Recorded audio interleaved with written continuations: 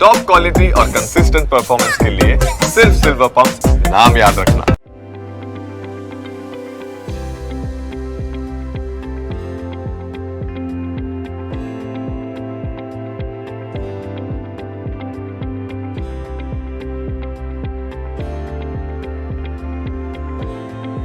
ફ્યુચરમાં કેવી રીતે સરકારની એસઓપી માનની હાઈકોર્ટના પણ અગાઉના ઘણા બધા નિર્ણય હશે અને આ તમામને કોઈ પણ નીતિથી બાંધછોડ નહીં કરીને અને મેળાને કેવી રીતે આપણે એક્ટિવલી સારી રીતે, કારણ કે આજે મેળો જે છે આ આજુબાજુના વિસ્તાર માટે એક ખૂબ જ લોકપ્રિય અને એન્ટરટેનમેન્ટનો સાધન પણ છે.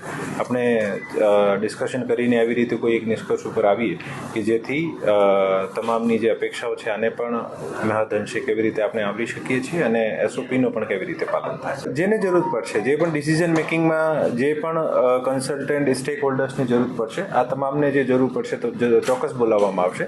એક વખત અત્યારે ચર્ચા કરેલી કે અત્યાર સુધીના ડેવલપમેન્ટ શું છે અને આપણે કેવી રીતે આમાં આગળ વધવાનું છે. પછી જે પણ યોગ્ય સ્ટેક હોલ્ડર્સ હશે આને સાથે ચર્ચા કરવામાં આવશે. ફોર્મ ભરવાની જે મુદત હતી એને વધારવામાં આવી છે, ફોર્મ પણ એટલા નથી ભર્યા, એટલે શું હવે તમારું? આજે હું આજ કહું છું, ફર્સ્ટ કામ આ જ હશે કે અત્યારે લોકમેળામાં જેટલા પણ અત્યાર સુધીના ડેવલપમેન્ટ છે આને ધ્યાનમાં રાખીને કેવી રીતે આપણે આને ઝડપથી તમામ સારું સહકાર પણ મળે, જેટલા મેક્સિમમ શોપ્સનો અલોટમેન્ટ થાય અને મેક્સિમમ અમ્યુઝમેન્ટ એન્ટરટેનમેન્ટ એક્ટિવિટી થાય, માણસોને પણ એવી જ રીતે મેળામાં ઇન્ટરેસ્ટ રહે. આ તમામ પાસાઓને ધ્યાને રાખીને આ એક્ટિવિટી ઉપર ફરીથી મિટિંગ કરીને પછી એક નિર્ણય લઈશું. રાજકોટનો લોકમેળો ચકડોળે ચડ્યો છે.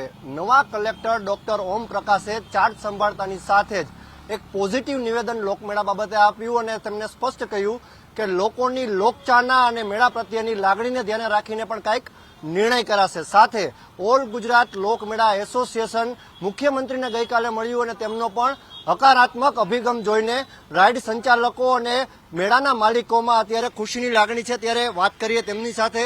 એક હકારાત્મક અભિગમ અને સાથે જે સીએમનો જવાબ હતો એ પણ સારો રહ્યો. શું વાતચીત થઈ સીએમ સાથે? કાલે અમારા કમિટી એસોસિએશન કાલે સીએમ સાહેબને મળ્યું.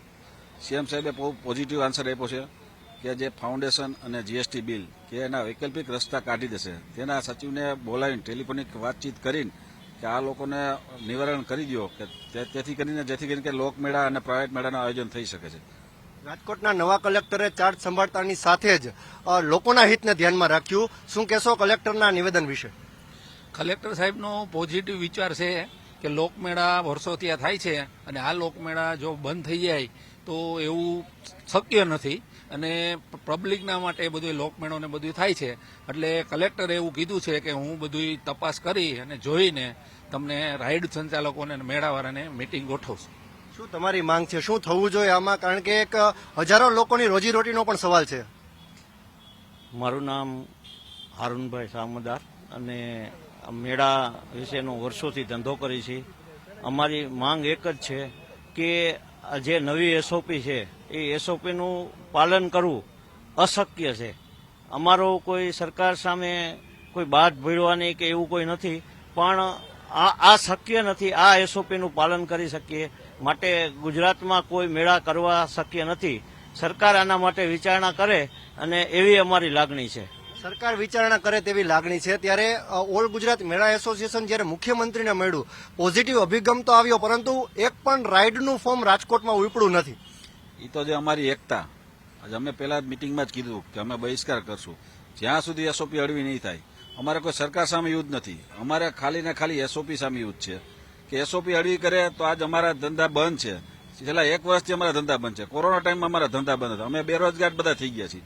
અમારી હિસાબે 80,000 90,000 લાખ માણસનું રોજીરોટી હાલે છે. તો અમે એટલે જ એસઓપીનો વિરોધ કર્યો કે ભાઈ એસઓપી હળવી કરો તો આ બધાનું ગુજરાન ચાલે. હાલ અત્યારે મેળાના માલિકો અને રાઇડ સંચાલકોને એક આશા જાગી છે. મુખ્યમંત્રીએ જ્યારે પોઝિટિવ અભિગમ સાથે તેમને જવાબ આપ્યો અને સાથે રાજકોટ કલેક્ટરનું પોઝિટિવ નિવેદન તેમને એક આશાનું કિરણ લઈને આવ્યું છે. તેઓ કહી રહ્યા છે કે જો આ વર્ષે રાઇડ સહિતનો મેળો થાય તો હજારો લોકોની રોજીરોટી પણ મળી રહે. કેમેરા પર્સન ભાઈ ત્રિવેદી સાથે ઋષિ દવે, ન્યૂઝ કેપિટલ, રાજકોટ.